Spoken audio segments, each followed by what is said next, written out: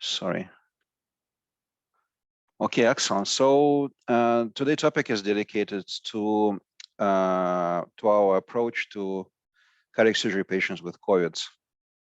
So we tend to wait, and that occasionally raises some questions. Why do we wait on these patients? So we decided to present some clinical scenarios and some data today. So our presentation will consist of two parts. So I'll present two cases, and then Jeff will present some data, recommendations, and wrap things up. So I'll start with my first case. It's a patient who presented on January 1st, 67 years old gentleman. He has extensive past medical history, as you can see on the right side, and even more extensive cardiac history, previous history of atrial fibrillation. In 2019, he had minimally invasive mitral valve repair with MACE procedure. He developed atrial flutter, for which he had RF ablation in August 2019. This in 2022, in March, he had permanent pacemaker implantation for sick sinus syndrome. On admission, he was also diagnosed with COVID. So due to his NSTEMI, and he was referred for coronary angiogram, and you can see he has a 95% lesion in his distal left main. And anticipating question, how did his angiogram look like in 2019 and why it wasn't picked up? So this is how it looked, and it was deemed to be 20 to 30% left main lesion. That's why no bypass was done at the time. So in terms of COVID, this is how his chest X-ray looked on presentation. There were some changes in left upper lobe. His CRP elevated rapidly and then plateaued, as you can see on the, I'm not sure if you can see my pointer. We couldn't start him on Paxlovid, unfortunately, because there were concerns regarding interactions with the integralin. He had moderate flu-like symptoms. Luckily, he remained on room air. Also, lucky to us, his chest pain resolved. And as you can see, his troponin was declining consistently, and he remained stable hemodynamically. To make things more complicated, he had known at least moderate mitral regurgitation. This is his echo on admission. And you can see the jet hitting posterior wall of the left atrium. And this is the picture from the TE from the case itself. So there was a prolapse of the P2, and there was some defect in the P2 area as well. So the approach we took, we decided to postpone the surgical procedure, given the patient remained stable. Yesterday, we took him to the theater. We did 3 bypasses, and we managed to repair the mitral valve. So patient is doing well. He's now extubated, and he's recovering in ICU. So this is first case. The second case I wanted to present is a bit different. It's a 55-year-old gentleman who presented on December 25th with 6-hour history of chest pain. He had 2-day history of some malaise, flu-like symptoms, which could be described as mild symptoms. An admission CT scan was done, and he was diagnosed with a type A dissection. Luckily, there was no life-threatening complications, no evidence of ischemia, AI, any pericardial fluid or malperfusion.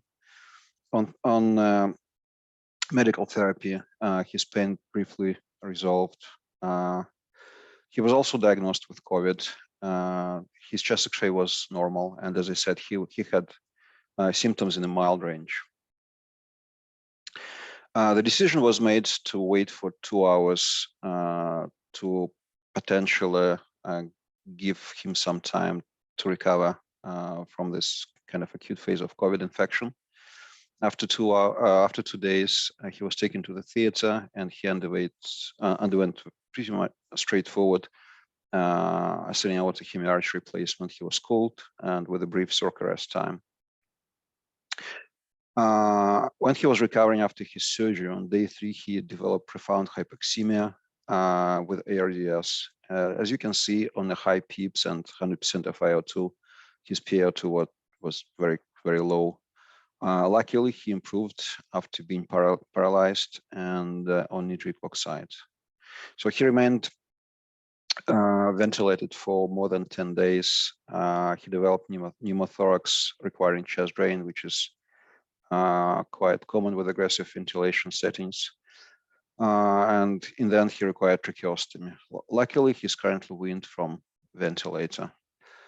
And as you can see, there are 2 different scenarios when a relatively elderly patient who is 69 years old with moderate symptoms did reasonably well after his surgery when we took waiting approach. And younger patient with only mild symptoms developed life-threatening hypoxemia after his surgery. So these are the cases, and I'll leave the floor to Jeff, and he will present some data.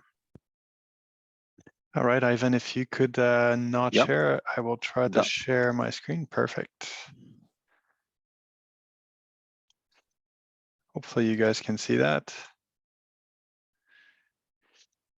So just illustrating that this document that was published last year is something that there was a strong Canadian component. Ansar and myself were part of the writing group on this recommendation. This is the Society of Thoracic Surgeons, so largest society in the world in terms of cardiac surgical societies, and basically looked at, how do we deal with surgical triage and timing in patients with COVID. As you can see from Ivan's cases, they seem like pretty straightforward in the terms of what you need to do, but COVID does add a substance of uncertainty to that.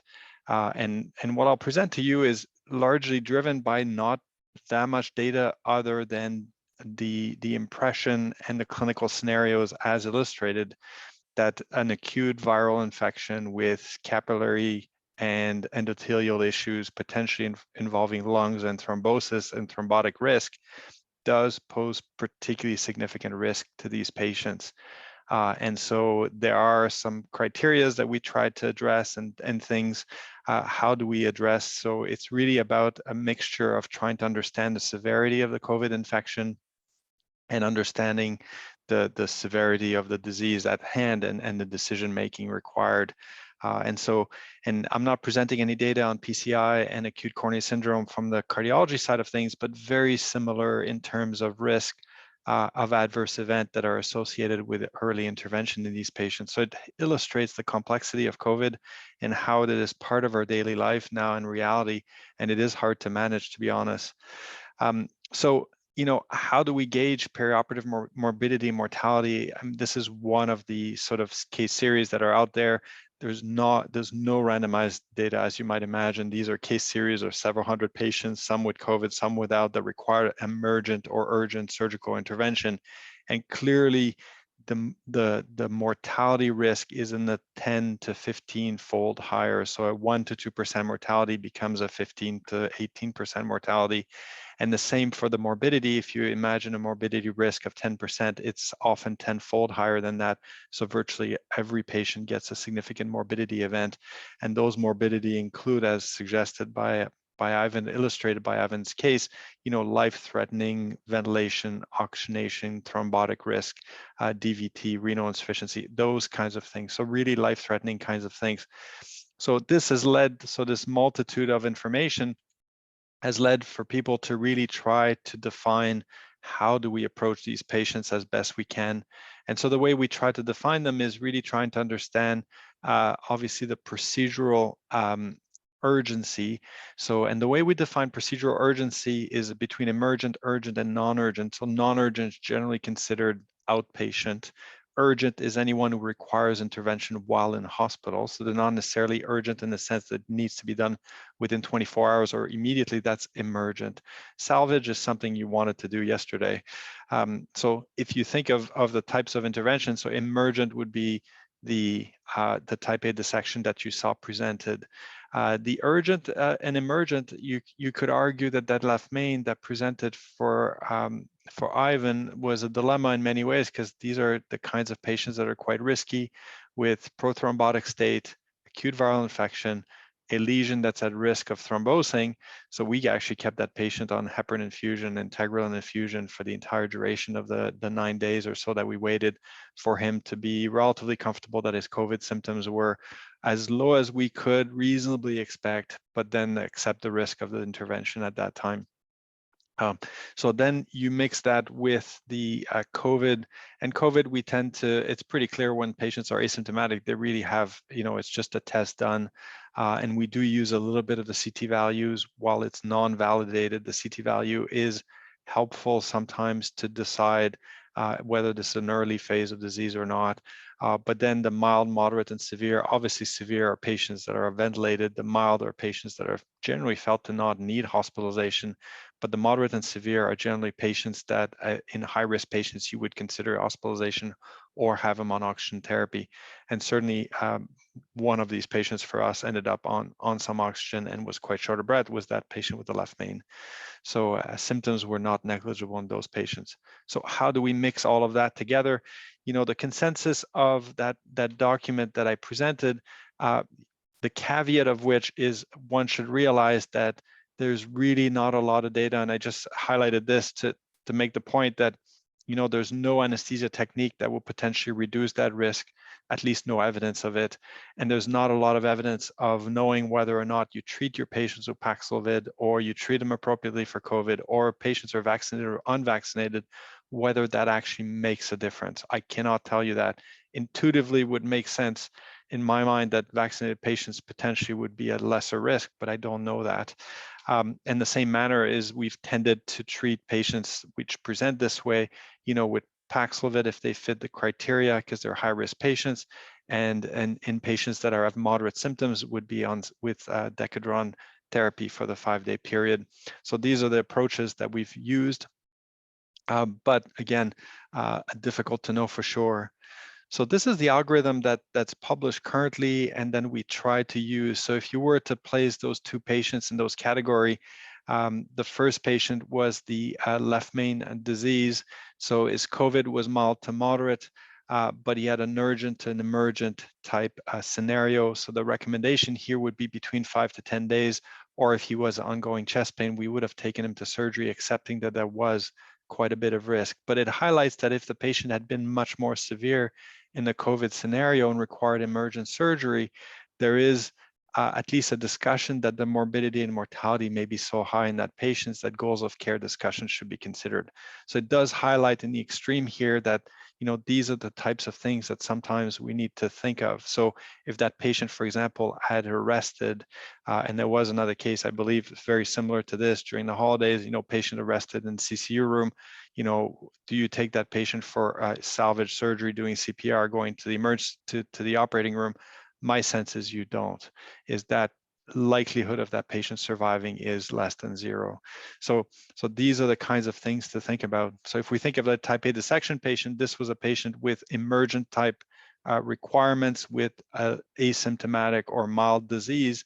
You could have argued to proceed to surgery right away. The decision was made because he was stable to give 48 hours to understand a little bit more the trajectory of the COVID infection, and then taken to surgery. And despite that effort, that patient has struggled tremendously from a cardiorespiratory point of view, despite, from our point of view, a type A dissection that was about as uneventful as it can be from a surgical point of view. So it illustrates the challenges that one can face in dealing with those patients. So what I thought is I would stop here because I really want to entertain some questions, because none of these are easy questions to answer, and we are evolving as we're approaching, and every single case is unique, and there are many ways. We thought we'd illustrate with a few. I know, for example, this week we've done a few. My colleague Dr. Brown operated on someone that was sick with heart failure, and mix in with COVID also, even actually required inotrope and required aortic valve replacement. So again, these challenges are facing us on a daily basis now, and I'm sure the clinical cardiologists that are on the call and the interventional right now are facing this every day.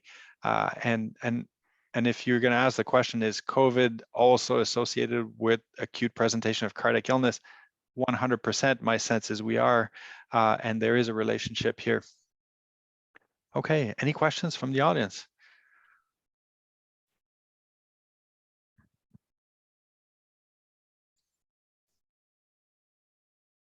Yeah, Sharif. Thank you for that. So I guess my only question is, I mean, we've talked about what are the risks around the time of surgery. I guess what is the risk of waiting from a cardiac perspective? Do we have any information on that? And I'm just thinking about a patient who came in with an ACS, caught COVID in hospital, so did not actually present with COVID, was asymptomatic from that perspective, diagnosed multivessel coronary disease, goes home because of his COVID, was awaiting bypass, and then 5 months later, still awaiting bypass, ends up in hospital with cardiac arrest as a result of ET, and has had a very long, complicated course since. So I guess I'm just kind of wondering it from the flip side of what is our, what is our concern about waiting as long as we do? Maybe it's one of those situations, maybe the timeline is maybe more the issue than it was necessarily the decision not to do it at that time, but just kind of wondering what your thoughts are. Yeah, correct. I would think in that particular scenario, the timeline is a little far. So the recommendation, as you saw in that algorithm, talk about 6 to 12 weeks, not 5 months.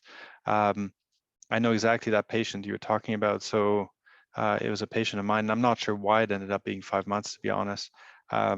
And ultimately did okay from that point of view, unless we're talking about a different patient. I certainly remember one of that nature.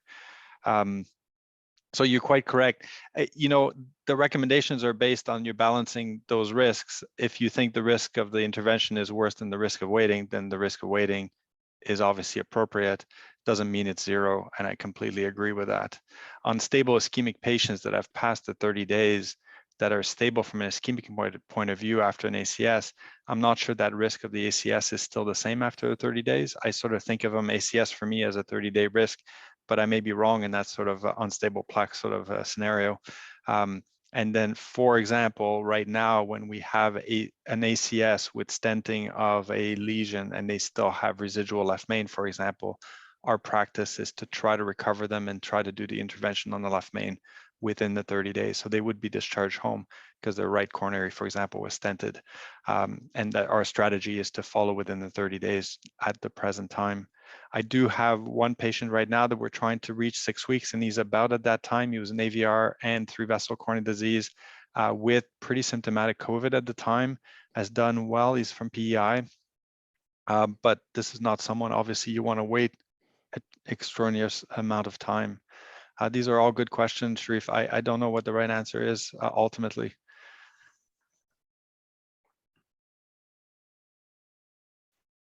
And there is also a question in the chat. Does vaccination / booster make any difference?